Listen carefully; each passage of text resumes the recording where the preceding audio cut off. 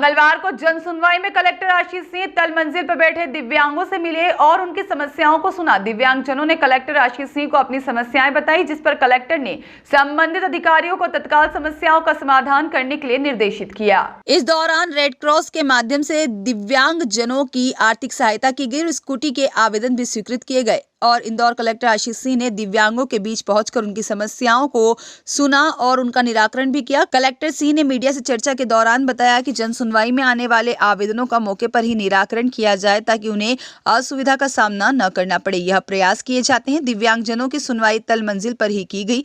Collector Singh ने कहा कि दिव्यांगों को स्वरोजगार से रोजगार की दिशा में जोड़ने के लिए आगामी 20 फरवरी को ग्रामीण हाट बाजार में विशेष कैंप का आयोजन किया जा रहा है। इसके साथ ही पेंशन से संबंधित मामलों को लेकर अगले मंगलवार से नगर निगम का स्टाफ भी जन सुनवाई में मौजूद रहेगा ताकि पेंशन से जुड़े मामलों को लेकर लोगों को जोनल कार्यालय नहीं जाना पड़े। उनका निराकरण कलेक्टर जन सुनवाई में ही हो जाए। देखिए, जन सुनवाई में जितने भी आवेदक आते हैं, ये प्रयास किया जाता है कि सभी का मौके पर ही निराकरण किया जाए और उनको असुविधा का सामना भी न करना पड़े, बार बार उनको चक्कर न लगाना पड़े।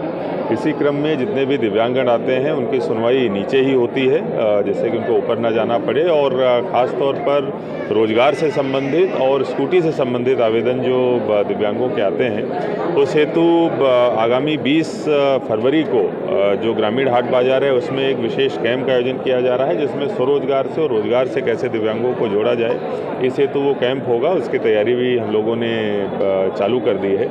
इसके साथ साथ पेंशन से संबंधित भी कुछ आवेदन आते हैं। इसके लिए भी हमने निर्णय लिया है कि आगामी मंगलवार से एक नगर निगम का भी एक यहाँ पर एक कियोस्क टाइप का लगाया करेंगे, जिससे कि जो पेंशन से संबंधित आवेदन है उनको नगर निगम के जोनल कार्यालय में न जाना पड़े। मंगलवार को अगर कोई आता है तो यहीं पर हम लोग उसका प्रकरण दर्ज कर लिया करेंगे। इसके साथ साथ जो अन्य आवेदक आए हैं, चाहे वो राजस्व से संबंधित हो, पुलिस से संबंधित हो, सहकारिता से संबंधित हो, उसमें कुछ को टीएल मार्क किया गया है, सबको सीएम हेल्पलाइन में भी सबका रजिस्ट्रेशन कराया गया है और कोशिश करी जा रही है कि दोबारा उनको ना आना पड़े, एक बार में ही उनका शिकायत का निराकरण। सर, रेड क्रॉस के माध्यम से भी कुछ दिव्यांगजनों की मदद की गई है? जी हाँ, रेड क्रॉस के माध्यम से भी कुछ फीस और चिकित्सा के लिए जो मदद है वो करी गई है। इस संबंध में हमारा जो नीति रहती है वो ये रहती है कि सीधा अस्पताल को या स्कूल को ही मदद करी जाए, जिसके उसके दुरुपयोग की संभावना ना हो। सर, आगामी मास्टर प्लान की कवायद शुरू करवाई, किस तरह के आधार रहेंगे, तो क्या इसका जो है कार्य? देखिए, आगामी मास्टर प्लान के ड्राफ्ट का पब्लिकेशन होना है और उससे पहले सभी जनप्रतिनिधियों के साथ में एक बैठक का आयोजन किया जाएगा, जिसमें उनके सुझाव प्राप्त किए जाएंगे, जिसमें कि बेस FAR कितना होना चाहिए, अलग अलग जो रेडियल रोड्स हैं उनके संबंध में उनके क्या सुझाव हैं, या अन्य लैंड यूजर से संबंधित क्या सुझाव हैं, उनसे चर्चा करी जाएगी। उसके आधार पर ड्राफ्ट पब्लिकेशन होगा, फिर सभी जनता की आपत्तियों की सुनवाई होगी और उसके बाद उसको अंतिम किया जाएगा। मेट्रोपॉलिटन एरिया में देवास को भी जोड़ने का प्रश्न। देखिए, इस संबंध में मेट्रोपॉलिटन एरिया का जो एक नोटिफिकेशन हुआ था, इसके साथ साथ एक रीजनल डेवलपमेंट प्लान भी हमारी तैयार करने की योजना है।